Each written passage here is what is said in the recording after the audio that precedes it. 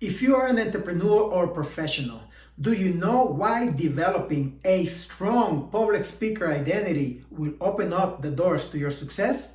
If you don't know, watch this video. In this video, I will share with you the importance of identity and how identity can help you or hinder you reaching your success.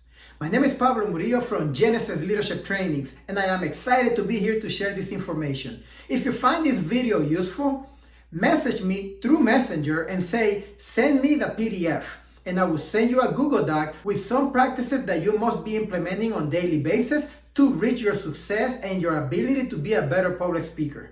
In this video, I will share with you why identity plays a huge role, and it is one of the blind spots for many professionals and entrepreneurs, and why reaching your goals and success can be more difficult if you don't understand the role of identity reaching your goals. Identity is one of the most complex processes that any of us engages in.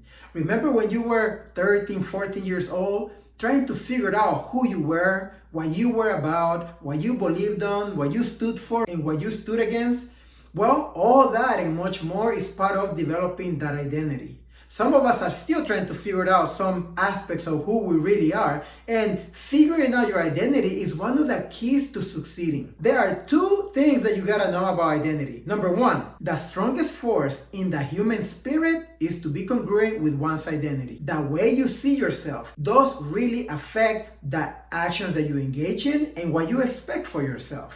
Also, identity is a conglomeration of different things, but some of the most important elements are your values. What is it that you believe on? What is it that you stand for and you stand against? That becomes part of who you are. And it plays a big role when it comes to being an entrepreneur, a public speaker, or a professional in a leadership position.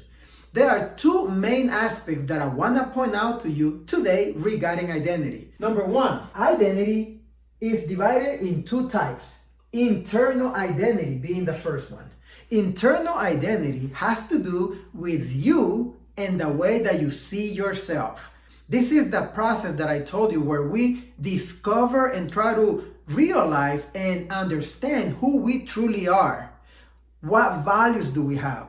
What things do we stand for? What things that we are willing to fight against? It's about really realizing the core values that makes us. Once you figured out your core values, what happens is that we look out into society and we try to figure out what kind of social roles we can engage in that will allow us to live out the values that we have. So for example, for me, I grew up in the Nicaraguan Revolution during the Civil War.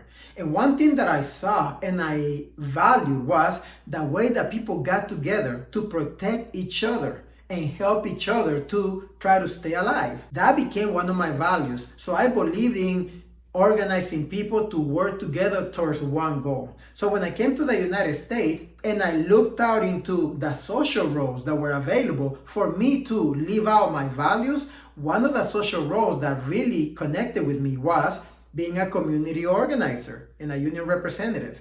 So if you have a value of education, for example, maybe you look out into society and you saw the role of a teacher, and that attracted you to become a teacher. If you're somebody who likes to help people when they get sick and you value helping people to live a healthy life or helping them when they're ill, then maybe you became a nurse or a doctor. So values as part of the identity is what guides you into the social role that you might want to connect and ends up being your profession or your career. There's a second type of identity that you must understand. The second one is external identity.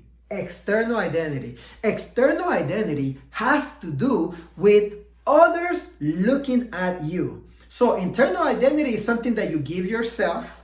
External identity is something that is given to you. So let's go back to the social roles. Imagine this. You go to your doctor, Kaiser, Blue Shield, whatever insurance you may have.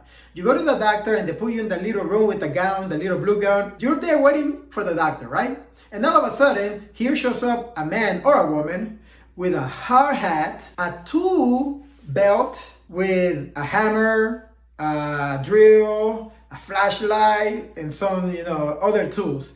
And he shows up and says, "Hi, may I help you?" Imagine that. What would you say? I know I would ask, Where's the doctor? And then he says, well, I'm the doctor. Sure, with the drill.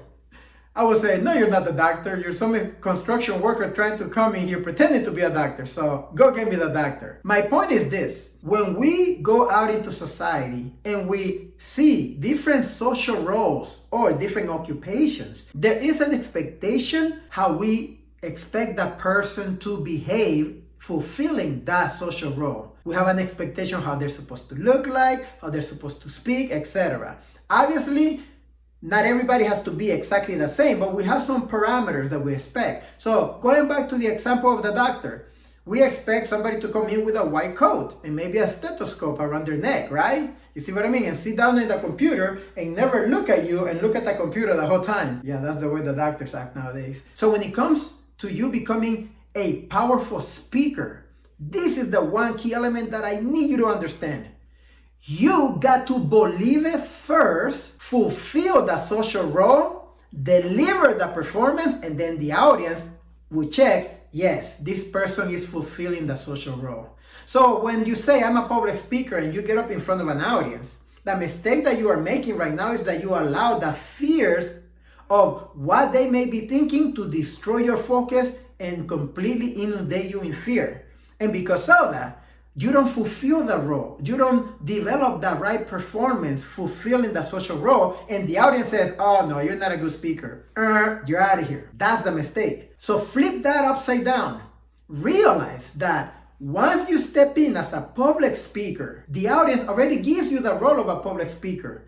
All they are waiting is for you to develop the performance of being a public speaker. Once I understood this dynamic of external identity being given to me by the people watching me, then it clicked for me because I realized all I have to do is pretend that I'm a speaker and they'll believe it. Yeah, that's all you have to do. I started stepping into the social role and delivering the performance. And that's what it is. It really is a performance. You need to act as if you're Brad Pitt or, one of those actors in Hollywood pretending to be that person. Like Morpheus, right? So step into it and deliver the performance of a public speaker.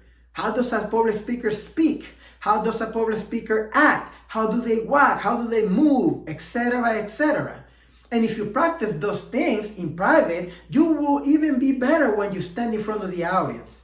And once you deliver that performance, the audience will say, ding! And they will approve you as a public speaker. You will get positive feedback, increasing your belief that you are a good speaker. But this is the shift that you need to make. Right now, the problem that you all have is that you're not delivering that performance when you fulfill the social role of a speaker. Some of you don't deliver the performance when you step into the entrepreneurship of being a boss. Some of you are not delivering the performance of stepping into that leadership role that you may have at your job. All these are just waiting for you to fulfill the social role so that the audience would give you the approval and follow you. That is the key. So remember this, external identity is given to you, but it's going to be given to you based on the performance that you deliver. You must begin that. You must believe it first, and then everybody else will do too.